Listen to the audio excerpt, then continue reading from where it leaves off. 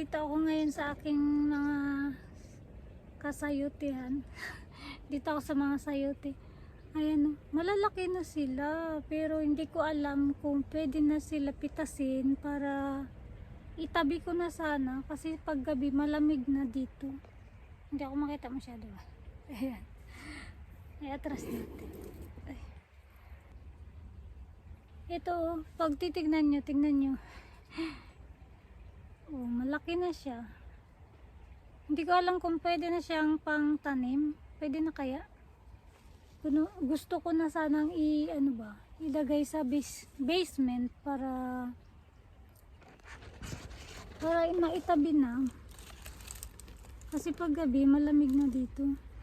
Pero carry pa naman nila yung weather kasi ang sayote daw ay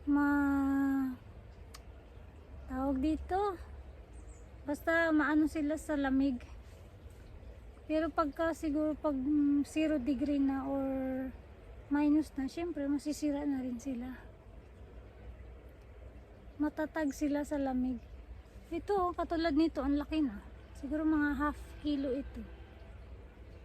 Ayan. Ano kaya? Pwede na kaya to harvestin?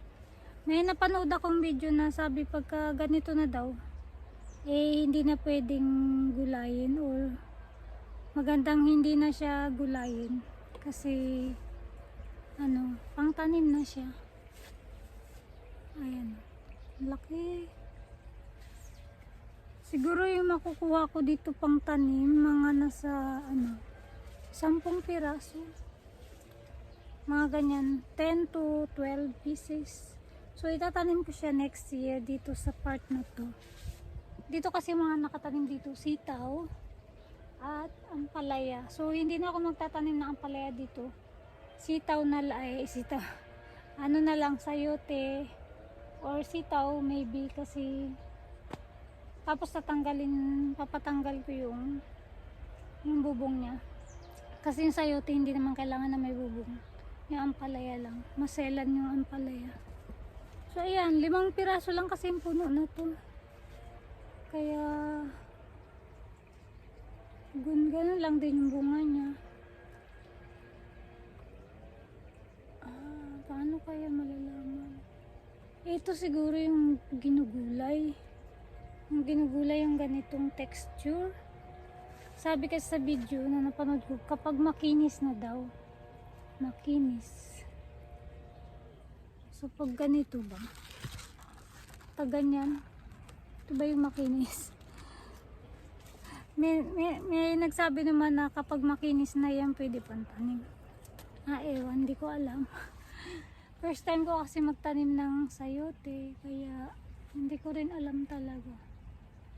Nagbiak na yung niya, tangkay.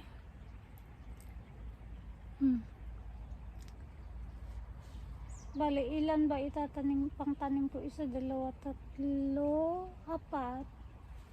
4. Ito yung mga hindi pa ito magulang. So, ayan. 4. Tapos 5. 6, 7, 8, 9, 10, 11. Marami-rami din. 12. 3, 4, 5, 6. 7, 8. Madami-dami. Siguro mga 15 pieces kaya. So bawi na lang next year sa mga may mga gusto kasing bumili kaso hindi ko nga mapagbigyan kay sa kadahilanan na kukunti nga lang yung bunga. So hindi kaya yung yung demand. Hindi ko kayang supplyan. Supplier yan. So yun lang.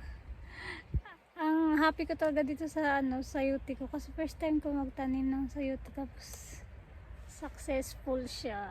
So sa mga nagtatanong po, nandito po ako sa Switzerland kasi may mga nagko-comment na hindi raw namumuhin sayote nila. Baka po yung area nyo ay mainit.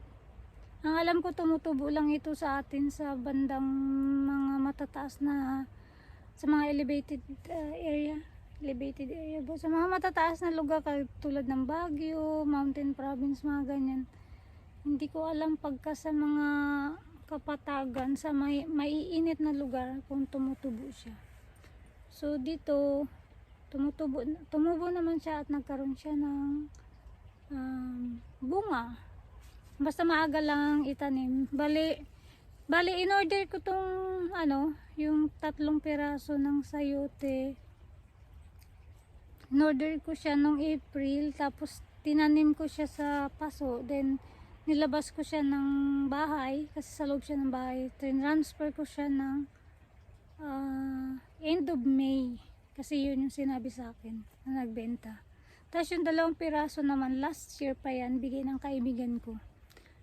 So the whole winter nasa loob lang siya ng bahay. So ayun. Pero nung spring, yun, tumubo naman siya, lumaki siya, tapos siya nagkabunga din. So yun, success. So yun lang, bye bye.